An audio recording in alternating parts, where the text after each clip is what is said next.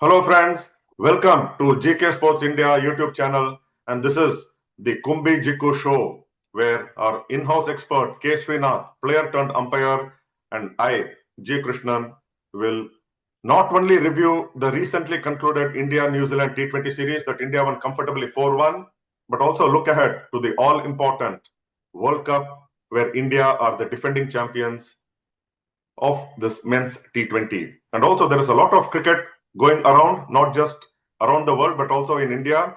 To talk more on that, it's all over to K. Srinath. Sri, so much of cricket going around, first and foremost, India versus New Zealand, 4-1. The results went along expected lines, but do you think India have got everything right going into the World Cup? Yeah, expected lines, the result were panned out. India winning 4-1, just losing one game in the whole series. This was dress rehearsal before the all-important World Cup that is due to start on the 7th of February. Most of the games happening in India and a few in Sri Lanka. India, I think, ticked most of the boxes. The only worrisome factor was the batting form of Sanju Samson. A lot has been spoken about him in the past. He's been around international cricket for close to a decade now. Why wasn't he given a long rope? So many questions were raised. I feel the team management backed him to the hilt, ensured that he opened in all the 5 games, but the returns were certainly below par. Having said that, Ishan Kishan grabbed the opportunity with both hands. In 3 outings, he was there. He got a brilliant 100, a fabulous 50 also. And though he didn't don the gloves in 2 of the games in the final T20I, he was also donning the gloves after that brilliant 100. So overall, it was a satisfying series, I would say, for India, barring an area wherein I think fielding is an area where there is always going to be talk about, and there will be scope for improvement on that count. But more or less, I feel that this looks a settled unit, ticking most of the boxes, moving ahead into the World Cup. Before the India-New Zealand T20 series, Sri, we were worried about the form of Captain Surya Kumar Yadav, but then he has just hit the right patch. 350s, including those record chases in just about 16th over, chasing 200 plus, and another successful chase in about just 10 overs. So Surya Kumar Yadav and him coming to form with 350s in the series augurs very well for India. But his position at 3 or 4, that's still something to be talked about, isn't it? Absolutely. We always discussed about saying that he was just one hit away. He's done into form at the right time, and his form with the bat certainly is a great asset for this Indian team. Honestly speaking, the sort of cricket India played in the power play, especially teams that are going to face India certainly have to come up with something different. As you mentioned, a score of 150 plus chase down in 10 overs in Guwahati, where New Zealand struggled with the bat. 15.5 runs per over were scored. And again, another massive target of 200 plus chase down in 4 overs to spare. That showed even though India lost an early wicket on most of the occasions, it was Sanju on all 5 occasions. Maybe India were 2 down for nothing. Even Abhishek Sharma missed out on a couple of occasions. But they were not bothered about it. The way Ishan Kishan took the bowling attack to the cleaners with Surya Kumar Yadav playing second fiddle at some given point in time and then opening up. Shivam Dube, not much has been spoken about him. Couple of knocks from Rinku Singh. And of course, we all know how dangerous a player Hardik Pandya can be. So the batters have all hit the straps. And this World Cup especially is going to be a nightmare for bowlers. So teams bowling in the power play have to come up with something different, especially against India. And most of the sides are going to go really hard in the power play. But Surya's form is a great sign moving into the World Cup. While the batters are going to have a whale of a time in this World Cup, spare a thought for the bowlers and how prepared or how equipped are our bowlers, because in one of the later matches, we saw even Jasprit Bumrah go for runs without taking a wicket in I think the last T20. So how does that serve Indian cricket going into the World Cup? Actually, India looks one of the most potent bowling attacks, in this World Cup. You mentioned Bumrah. Bumrah is human, Jiku. We need to give credit to him. So a day when he goes for 12 plus and he doesn't pick up a wicket, we feel that it's like Bumrah is not on form. Bumrah, Arshdeep Singh, two of the top bowlers in T20I cricket and world cricket today. They have the likes of Harshit Rana. Of course, seam up Hardik is bowled exceedingly well. And mind you, a lot will depend on Varun Chakravarti. We've got the inform Aksa Patel, who was injured and didn't figure in a couple of games. We have the luxury of Kuldeep Yadav. And now it all boils down to see whether Washington Sundar will be fit for the World Cup. He's still undergoing his rehab in COE. From what we hear, he started practicing, but still there's no clearance. But the good news is yesterday when India A played against USA in the warm-up game at D.Y. Patil, I did get to watch Tilak Verma hit the straps, got a quick fire 38 of 20 odd balls, and he looked in fine form. So Tilak Verma is coming back as assured, but now it all boils down to the fitness of Washington Sundar. So if Washi is not available, who would India look up to will be the question mark. So who you think will fill in Washi's place in case he is ruled out of this World Cup? Who are the options you have? I feel the talks are about Ayush Badoni and Riyan Parag. To me, my gut is they would go with Ayush Badoni because he's had a lot of game time under his belt. Right from the first phase of Ranji Trophy, he played the Dulip. He also captained Delhi in the Vijay Hazare and the Mushtaq Ali. He's been constantly having game time under him, and he's done extremely well also. And he got a call up to the India ODI squad when Washi was injured after the first game. That means that he's on the radar. Riyan Parag has been out of the game for close to 4-5 months now. So the issue with him would be game time. My gut is if Washi is not fit, I believe the selectors will go in with Ayush Badoni as a replacement. Whether he plays or not becomes a question mark because in this current setup, if Hardik is your third seamer, India can afford to play only two spinners, and obviously the first choice would be Varun Chakravarti and of course the vice captain Akshar Patel. So Kuldeep himself would not be a sure starter in the playing 11. So Ayush Badoni, yes, as a backup to Washi, should be drafted in place of Washington in case he doesn't clear the fitness test. And certainly India go in as the favorites and will look to creating history, defending the title successfully, but then it all boils down to how they fare on that particular day.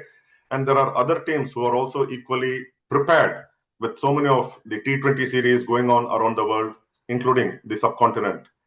Sri, talking about World Cup, there have been some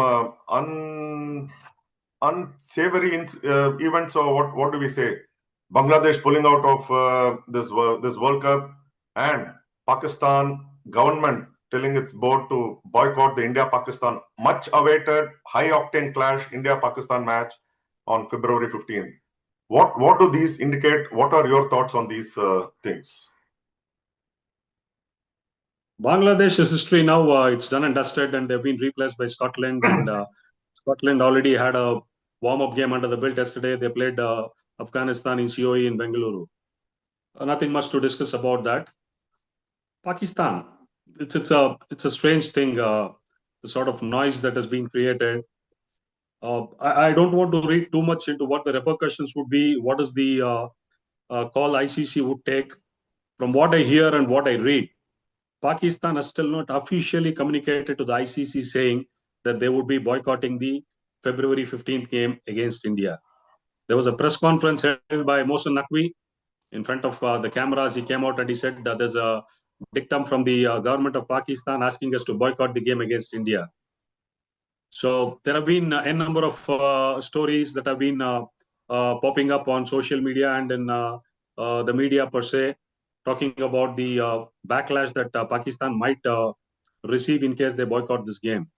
From a broadcast perspective, from the legal angle, they being full test playing nation on the ICC, they would have certainly agreed to this pattern before they signed the agreement for the World Cup. Why on earth would they want to back off in the last moment? They've landed in Sri Lanka. Already they've started the training. They want to boycott the game against India on 15th. But the double speak is, in case they qualify for the knockouts, they could play India possibly. Now, how does this statement suffice? It's like you're shooting yourself on your own foot. And at what peril? And the statements that are going around is BCCI is being a bully. They're controlling ICC in whichever way, whatever. I mean, I don't want to get into all these things at all. A world event, straight away, PCB is in dire straits. This World Cup is going to really, propel them financially because the sort of money they make out of it. And from what I hear, in case they have to cough up whatever is the loss to Geo Hotstar, and they're not going to get their revenue share from ICC, and they could be dropped out of this ICC T20 World Cup. That's going to have a huge repercussion on PCB. To me, I really find this highly double standards, double speaks from PCB. Hopefully, better sense prevail. But Sri, not just the World Cup is not far away, but there has been quite a lot of cricket internally also, isn't it? With the WPL in its last two matches, the eliminator later today, and the final on 5th. There is also the Ranji Trophy quarterfinals. So the league stage is over, and also more importantly, another World Cup, the Under-19 World Cup in Zimbabwe, with India entering the semi-final, taking on Afghanistan on 4th. But before that, it's the England versus Australia Under-19 semi-final later today in Bulawayo. So a lot of cricket to follow, and which one will you be watching keenly? To start with, we have the eliminator in the Women Premier League. Delhi Capitals have clawed their way back. They've played some magnificent cricket over the last week, and they are teeing off against Gujarat Giants. And RCB is chilling, just waiting to see who's the opponent in the all-important final on 5th of February. That's a very important game that's happening on 3rd of February in Vadodara. We've seen some very low-scoring games, unlike what we saw in DY Patil. The pitches have been slow, and there's been turn on offer, and bowlers have come to the party on a regular basis. DC looks a much more rounded bowling attack with a lot of experience in terms of Marizan, Cap. They have Laura Woolford. They have their own captain, Jemima Rodriguez, who's come good with the bat in the last couple of games. So that's the first one eagerly I'm looking at. And as you mentioned, the Under-19 World Cup that's happening in Zimbabwe. India beat Pakistan. A lot was spoken about that particular game where Pakistan had to win with a better run rate, chase down the target in 33 overs. Right. But they played like they were on a jolly ride on a tuk-tuk. So a lot of eyebrows were raised about their approach there. Some very good finds for India Under-19 there. The likes of the wicketkeeper spoken very highly. Abhigyan Kundu from Mumbai. Anil Patel has done well. Flashes of brilliance from Vaibhav Suryavanshi, but not certainly lived up to the expectations what we expected. But what is not going well is the form of the captain Ayush Matre. The last 19 innings he's played for Youth India Under-19, he's just at 150. So will we see, the professionals who already are a part of IPL, Suryavanshi and Ayush, stand up? Because Afghanistan has done extremely well to qualify to the semi-finals, and there are no pushovers. So the first semi-final on 3rd will be a very interesting one. The rivalry between England and Australia is always very well known. And that game is going to be mouth-watering, the clash between India and Afghanistan. And Sri, you have done some umpired in some of the Ranji Trophy matches recently. And how do you look at the last 8 teams that have made it to the quarterfinals? The league stage is all over. In fact, after the first 5 rounds, there was a break of almost about a month and a half, which had Mushtaq Ali followed by Vijay Hazare. And then the last 2 rounds, I was fortunate enough to officiate in 2 games. The last one was between Jammu Kashmir and Himachal Pradesh. The most keenly awaited contest would be between the 2 giants of Indian cricket. The quarterfinals are slated to happen between 6th to 9th of February in 4 centers. The most awaited clash would be Mumbai versus Karnataka. That's happening at BKC, and all these 4 games are going live. And the other quarterfinal, which would be very interesting, would be that of Jammu Kashmir and Madhya Pradesh. That's going to be played at Holkar Stadium indoor. 5-day cricket. It offers a good bounce and carry on the pitch, and Jammu Kashmir has got a handful of bowlers who can, really create that element of doubt. They're going to be up against former champions MP. The other 2 quarterfinals are between Jharkhand and Uttarakhand at Jamshedpur. Uttarakhand, coming from down, winning the last 2 games outright and making it to the last 8. The last quarterfinal would be that between Bengal and Andhra Pradesh, who made it to the quarterfinals with some exceptional performances, and that will be played in Kalyani. Really, one team that I feel sad, or 2 teams that missed out on this, was one, the former champions last year, champions of Irani Cup as well as Ranji Trophy, Vidarbha. They were just edged out. In the end, it was a 3-way contest, and they lost out in qualification. Saurashtra, having won their last 2 games outright, had to wait on 4-day to await the result of the Karnataka game against Punjab. What an amazing game of cricket that was between Karnataka and Punjab. 40 overs and 250 to chase. They say, when the chips are down, you have your best player put up the hand. Devdutt Padikkal pulling off a brilliant chase, and Karnataka won with 12 overs to spare. So interesting days ahead. A lot of cricket in store, just not international, also domestically. But unfortunately, all these domestic games would be in a bit of a shadow because we have the World Cup starting simultaneously, and the fan following, more of viewership would be towards the World Cup rather than the Ranji Trophy quarterfinals.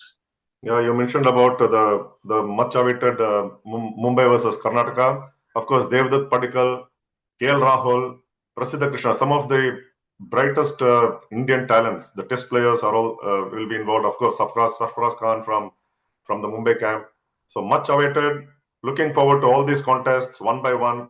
And one thing is, except that the quarterfinal is clashing with the World Cup, the other matches are not clashing because of the timing. So we can watch all the matches.